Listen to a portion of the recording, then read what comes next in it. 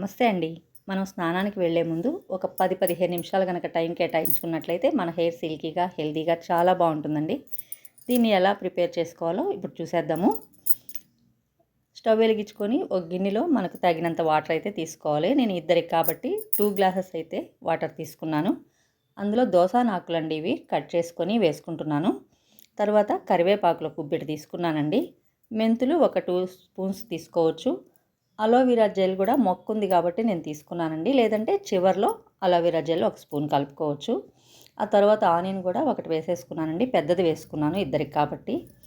ఇలా సిమ్లో ఉడకబెట్టుకుంటూ మనకు అలోవెరా జెల్ ముక్క చూసారా ఉడికినట్టు అయింది. ఆకులు కూడా ఉడికినట్టు అయినప్పుడు స్టవ్ ఆఫ్ చేసేసుకొని వడకట్టేసుకోవచ్చండి.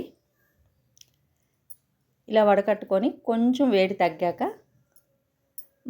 మనం ఏ షాంపూ తీసుకుంటామో, మనం రోజు ఎంత క్వాంటిటీ తీసుకుంటామో అంతే తీసుకొని ఇలా కలిపేసుకొని తలస్నానం చేసేయచ్చండి. చాలా బాగుంటుంది. ఒక్కసారి ట్రై చేసి చూసుకొని మీకు నచ్చితే లైక్ చేయండి, కామెంట్ చేయండి, షేర్ చేయండి, సబ్స్క్రైబ్ చేసుకోండి. Thank you.